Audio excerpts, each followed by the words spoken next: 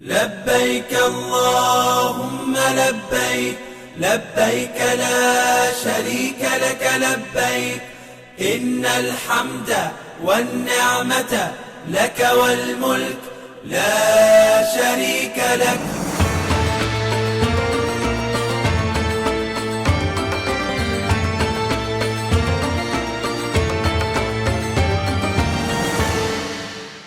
Assalamualaikum Haji Muda, apa kabarnya hari ini? Udah pada siap untuk berhaji kan? Yuk kita lengkapi wawasan kamu bersama channel kebanggaan kita semua.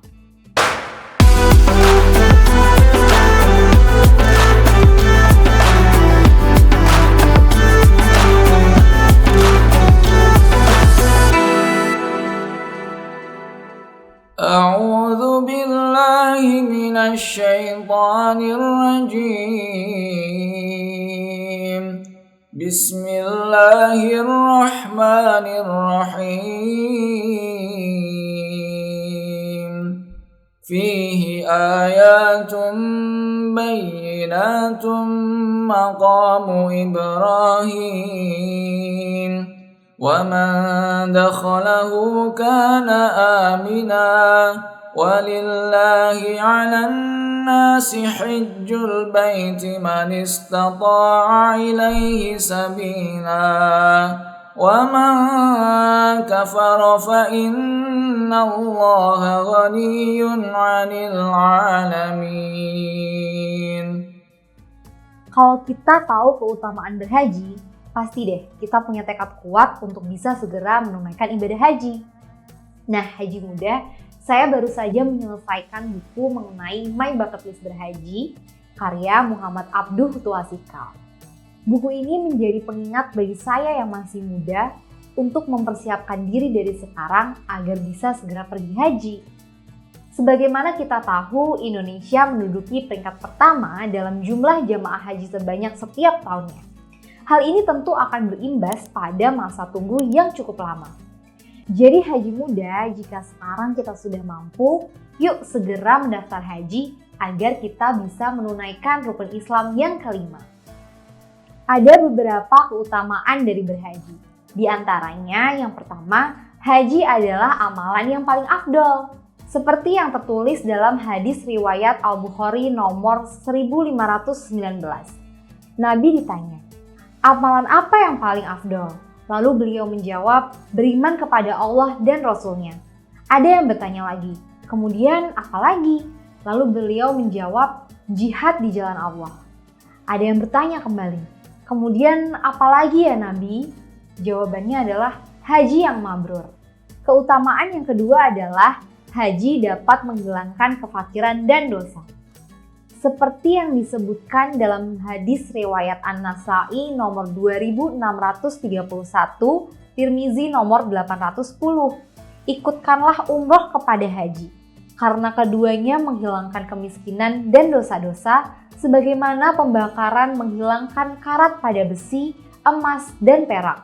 Sementara tidak ada pahala bagi haji yang mabrur kecuali surga.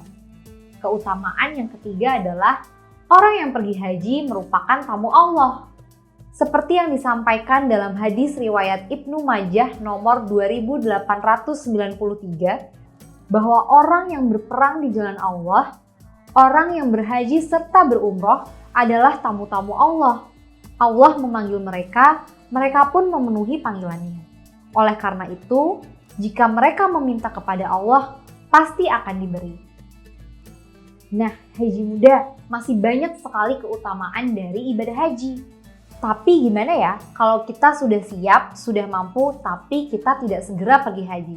Untuk itu, mari kita mendengarkan penjelasan Ustadz yang satu ini.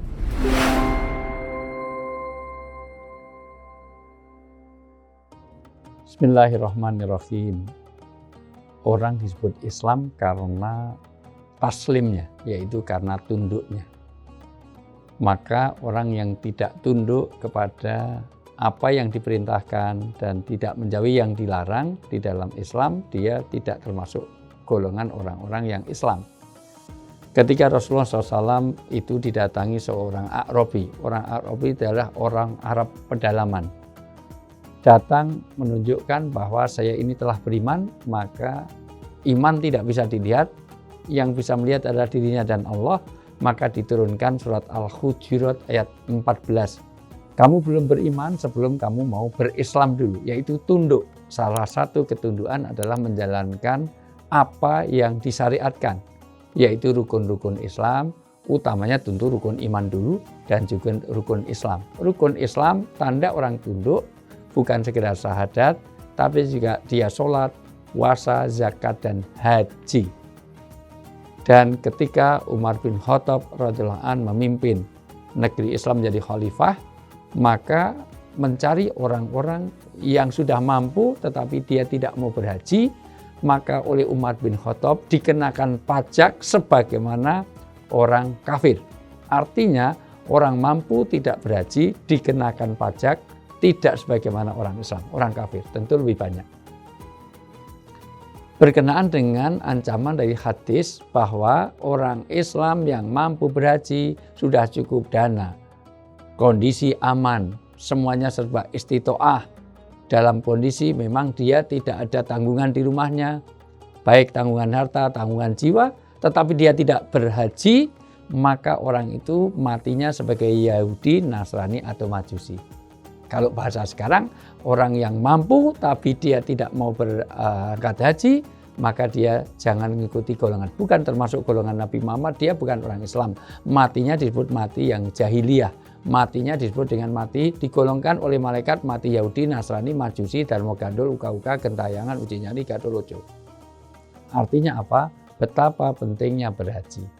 Sehingga ketika di zaman sahabat Abdullah bin Abbas ditanya tentang orang yang mampu tidak berhaji, yang dibaca adalah diterangkan surat Al-Munafikun ayat 10.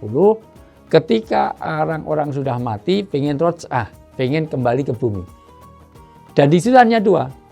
Kenapa aku nggak ditunda kematianku? Untuk apa? Untuk melakukan dua hal. Sedekah dan amal-amal soleh. Sedekah jelas, ya kaitannya dengan sedekah, zakat, infak, sedekah, oke, wakaf semuanya. Tetapi amal soleh di situ yang dimaksudkan adalah segera berhaji. Ayat itu bicara tentang penyesalan orang yang sudah meninggal, sementara dia belum sedekah dan juga belum berhaji padahal dia ada kemampuan. Hati-hati di antara kita bisa digolongkan oleh orang-orang yang mati bukan dalam keislaman. Dua, bahkan kalau pemerintahan Islam, jika digolongkan orang Islam, dia kena pajak. Dan yang lebih parah lagi, yang lebih membahayakan, ketika kita sudah mampu tapi tidak berhaji, maka sesungguhnya kita akan menyesal di akhirat, pengen dikembalikan ke dunia untuk bersedekah dan berhaji. Begitu dalam surat Al-Munafikun ayat 10. Wallahu a'lam bishawab. Assalamualaikum warahmatullahi wabarakatuh. Terima kasih ya Ustadz.